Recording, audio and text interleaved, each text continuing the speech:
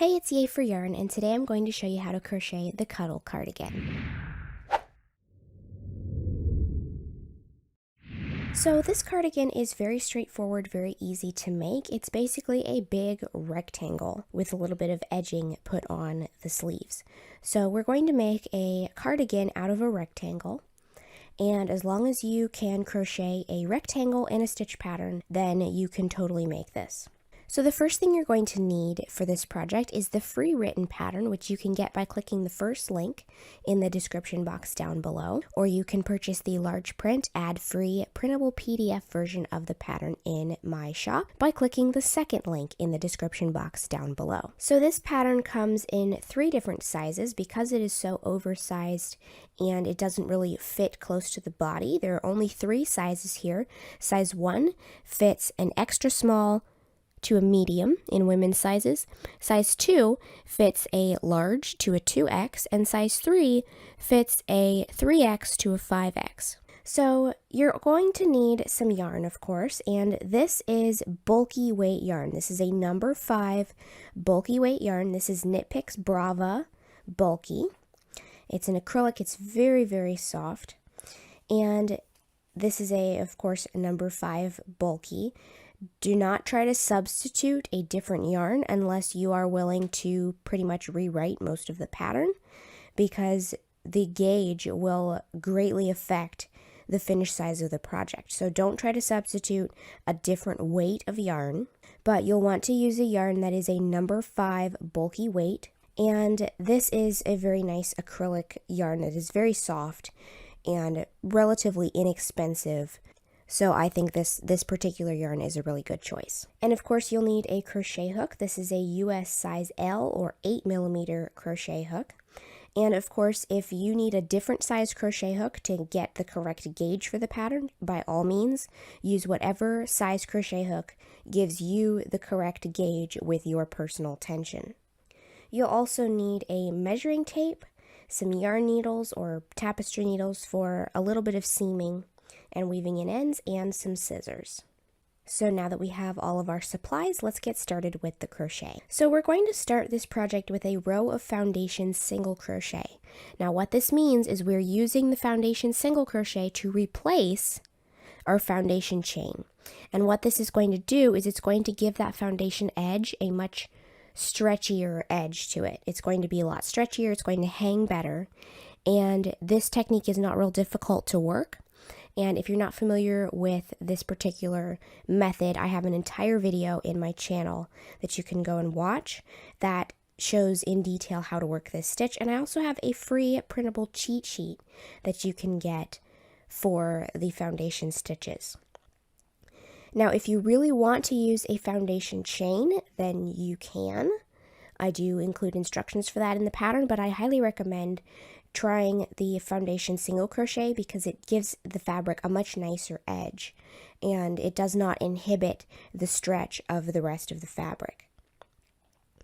So I'm going to go ahead and leave a tail about 1 yard long, and we'll use that for seaming. And then I'm going to chain 2. So I'm going to begin my row of Foundation Single Crochet off of this chain 2, but first I'm going to get the tail out of the way. So I like to kind of roll up the tail anytime I'm leaving a long tail for seaming with later, and that just keeps it from getting tangled up with the yarn that's coming from the skein. So to work that Foundation Single Crochet, for the first stitch, I'm going to insert my hook into the second chain, which is the very first one we made, but it's the second one from the hook. Yarn over, pull up a loop. Then we're going to yarn over, pull through 1 loop, which makes the chain, and yarn over, pull through 2 loops, which makes the single crochet.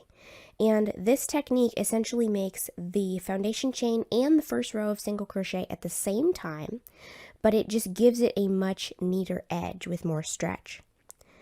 So now that we've worked that first stitch, we're going to work all of the following stitches into the base of the previous stitch.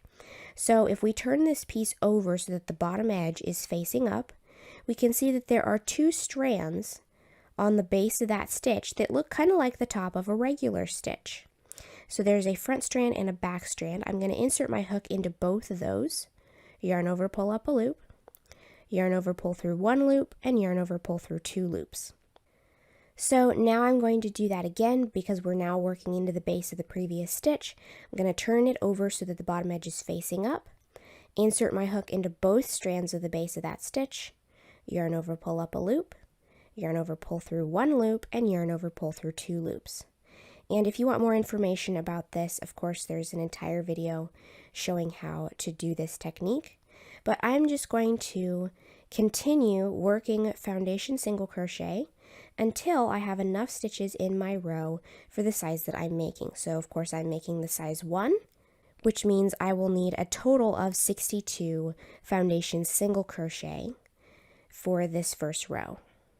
Alright, so I have the correct number of Foundation Single Crochet for the size that I'm making. You can see how stretchy this is.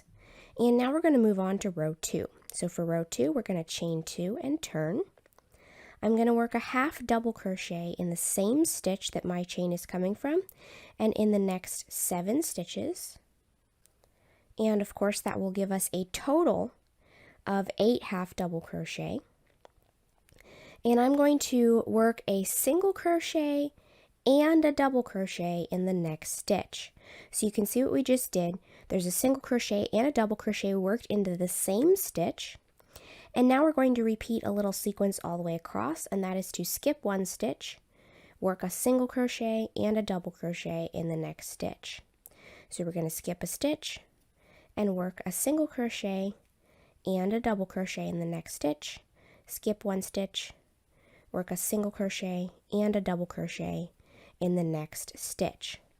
So I'm going to keep repeating this little sequence until I have 9 stitches left in my row. Alright, so I have 9 stitches left in my row. I'm going to skip one stitch, and I'm going to half double crochet in each of the next 8 stitches.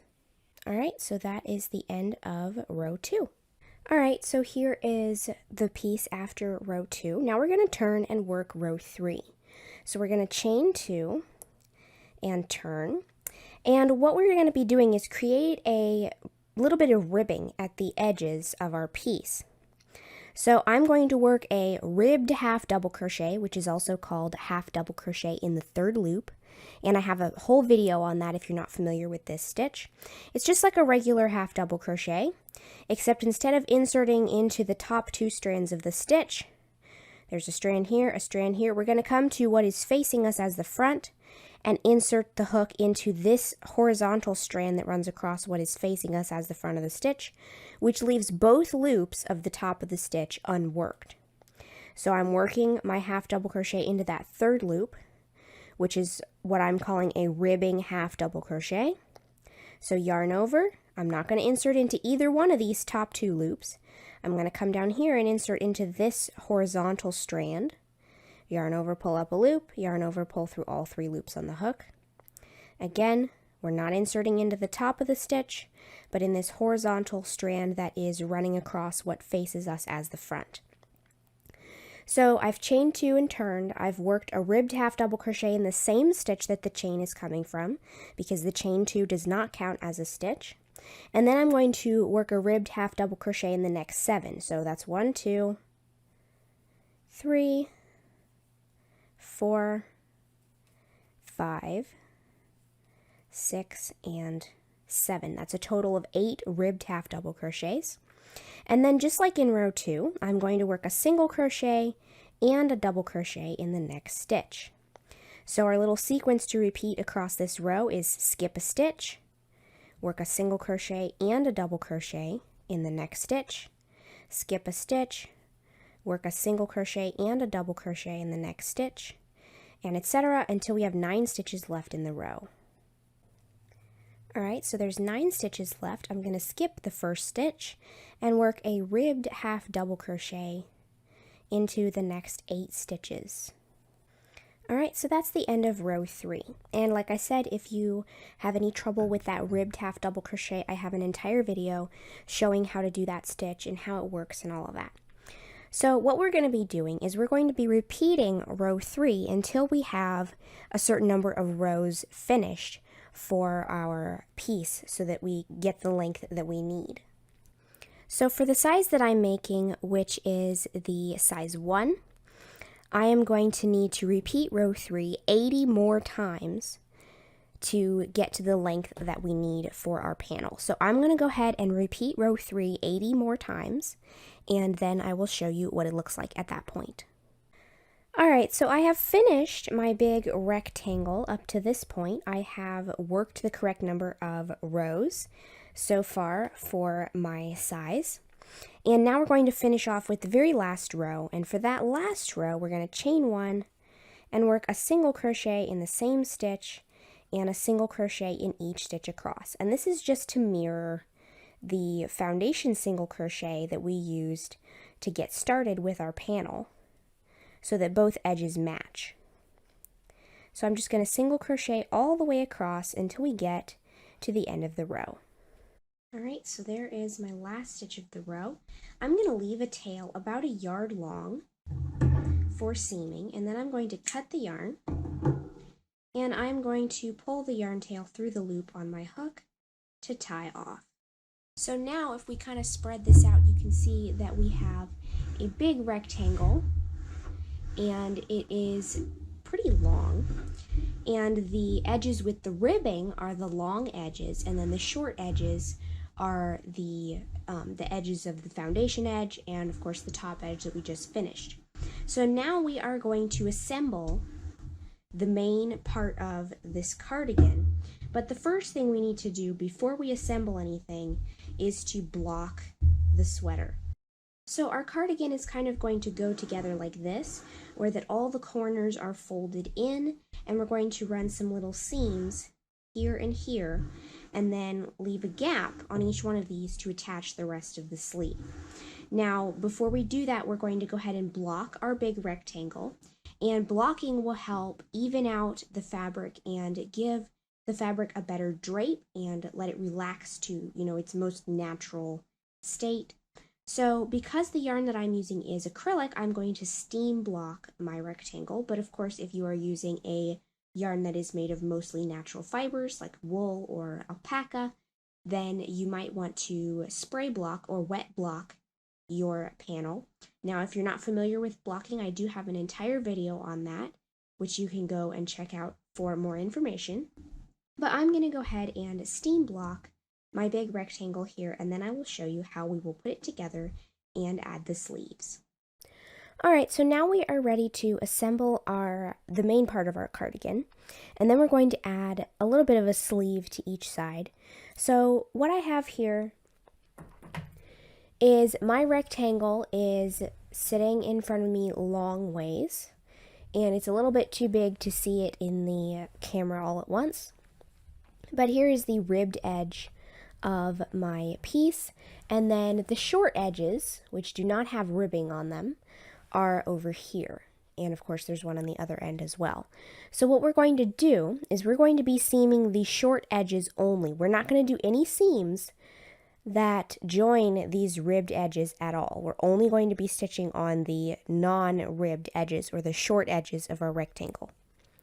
So this corner of the rectangle down here has a long yarn tail coming off of it. I'm going to thread that yarn tail through my yarn needle. And what we're going to do is we're going to fold the corners of our rectangle in like this. So we're bringing the corners together at each short end. And I will kind of pull it over here on this side as well and do the same thing over here. So we're just going to pull the corners of the short edges of our rectangle together, and we want the corners to be touching like so. So it makes kind of like, what looks like the beginnings of a paper airplane on each end of our big rectangle. So this end has the yarn needle attached to the yarn tail already. So what we're going to do is we're going to start whip stitching these two sides of the short end together until we have a certain number of stitches left to work the rest of the sleeve. So I'm going to whip stitch starting at these two corners, and I'm just going to take one stitch through each stitch of the edge of the rectangle, And for the size that I'm making, which is the smallest size, the size 1, I'm going to stop when there are 18 stitches left along this short edge. So we're going to seam till we get to right around here, till there are 18 stitches left on the edge. Alright, so that is my last stitch. And as you can see here, I have 1, 2, 3, 4, 5, 6, 7, 8, 9, 10, 11, 12, 13, 14, 15, 16, 17, 18 stitches left for the opening. Now, what we're going to be making here is kind of like a long cuff, a long sleeve cuff. But this is where I need to stop according to the pattern instructions. So now what we're going to do is take one last stitch through the same stitch that we already worked into, wrap the yarn around the needle, and pull the needle through to make a knot. Now, of course, I have some extra tail yarn left, and that is fine. You can either trim it and weave it in now, or you can use it to stitch the sleeve cuff. But it doesn't really matter, because even if you weave it in now, there will still be a tail left from the sleeve cuff that you can use to sew up the sleeve seam. So here is what our piece looks like at the moment. And what we're going to do is, I'm going to go ahead and leave this tail hanging. I'm going to repeat this same seam on the other side with the other corners of the short end of my rectangle. So I'm going to do this other seam right here, and then I will show you how we're going to make the sleeve cuff. Alright, so now we're going to create our sleeve cuff, which is made of the same type of ribbing stitches as we used over here. And what we're going to do is we're going to take the yarn coming from the skein, and we're going to come over here to our sleeve opening. And right here at the base of our sleeve opening, we are going to join the yarn in the first stitch. And then we're going to just pull up a new loop, and we're going to chain 20. Alright, so now we're going to skip the first 2 chains and work a half double crochet in the 3rd chain from the hook. And then we're going to half double crochet in each of the 17 remaining chain stitches. Alright, so here's that last chain stitch right before we get to the edge of the sleeve opening here. And now what we're going to do is we're going to slip stitch in the next 2 stitches of the sleeve opening. So I'm going to slip stitch in this stitch, which is the one after the one that I joined in. Then we're going to slip stitch in a second stitch. So that is row 1 of our sleeve cuff. Now we're going to turn, and that 2 slip stitches right there that we just worked is kind of like our turning chain. It gets us up to the height we need for the next row. But at the same time, it's also joining our little panel that we're making to the sleeve cuff as we work around without having to work an extra seam. So I'm going to work a ribbed half double crochet in the next 18 stitches, which is only working into the stitches of the cuff and not into the stitches of the sleeve opening. Alright, so there is our last stitch. Of course, we are not going to work into that turning chain from the previous row because we're not counting that as a stitch. So that is the end of row 2. You can see we're getting the start of a little bit of a rectangle coming off of our sleeve opening. So for row 3, we're going to chain 2 and turn. We're going to work a ribbed half double crochet in the same stitch that the chains are coming from, and another ribbed half double crochet in each of the next 17 stitches. Alright, so here is the last stitch. And now what we're going to do is we are going to slip stitch into the next 2 stitches of the sleeve opening. So this one right here is where our previous row was joined to. So we're going to slip stitch in the next 2 unworked stitches of that sleeve opening. So now we're going to keep repeating rows 2 and 3 until we're pretty much making a rectangle that goes all the way around the sleeve opening, and we want that last row to be joined to the very last stitch of the sleeve opening down here. So we're just going to keep repeating rows 2 and 3, working those rows back and forth of the ribbed half double crochet and joining with slip stitches into the edge of the sleeve till we get all the way around the sleeve opening. And we don't want a gap, we just want a slit in between the very last row and the edge of the first row. So again, I'm going to ribbed half double crochet all the way across this row, then I'm going to chain 2, turn, and then ribbed half double crochet all the way back and slip stitch in the next 2 stitches. So I'm going to go ahead and do that, continuing around the sleeve opening, and then I'll show you what we're going to do next.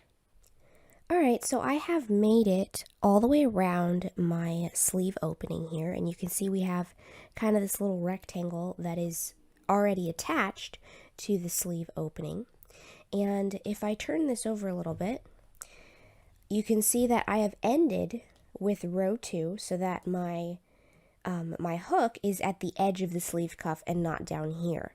And there is only a slit left on the sleeve cuff here because I don't have any more stitches from the opening that I could slip stitch into if I were to work another row.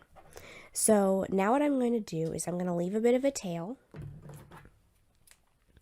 cut the yarn, and then I'm going to go ahead and tie off, and we're just going to stitch this slit closed right here and weave in both of the ends. So I'm going to use the yarn tail from where I tied off, and I should mention here that on the other side of the work, because if you're familiar with this ribbing stitch, if you've watched my video on that, some rows make the columns of ribbing on this side, and the other rows in between make the columns of ribbing on the other side. So the top of this row would normally make the column of ribbing on the other side.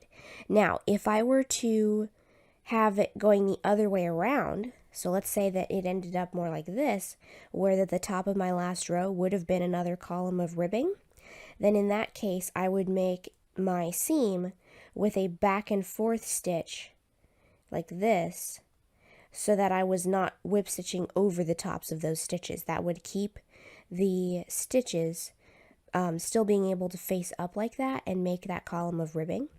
But since my piece does not have the last row facing out as far as the top edge of the last row, to create that column of ribbing, I'm just going to whip stitch them together. So just as we whip stitched the seam for the sleeve, we're just whip stitching all of these stitches from the chain edge, the foundation chain edge, to the top row. Alright, so I'm down to the last couple of stitches. So I'm just going to carefully stitch those last few stitches together. And now I can go ahead and take a stitch down here, because if you can see, here's my yarn tail. I'm going to grab a strand of yarn from the sleeve opening right next to where my last row was joined, and I'm just going to wrap the yarn around the needle and make a knot. Pull that tight to secure, and then I'm going to weave in both of these tails. And I'm also going to take the yarn tail from the beginning of our sleeve cuff, because I did not make any kind of joining knot when I attached my new yarn. I just pulled up a new loop. I need to make a knot now. So I'm going to grab a little bit of yarn right there and wrap the yarn around the needle, and then pull that yarn tail through to make a knot. And then I can just weave in both of these tails. So now that I have my second sleeve cuff made and attached, then my sweater is complete. And because it's made from a big rectangle, it has a very oversized kind of slouchy feel to it. And you can see here are the sleeves. And then up here is the top of the cardigan with the ribbing around the edges. And then of course the ribbing goes down both fronts and also edges the bottom. And because we used a nice soft bulky yarn, the fabric of this cardigan has a very soft, squishy, cozy feel to it. So I hope you've enjoyed this video. If you liked it, please give it a thumbs up. If you make this project, let me know how it turns out for you in the comments below. And don't forget to subscribe, making sure you click the little bell next to the subscribe button to be notified of new videos. Thanks for watching.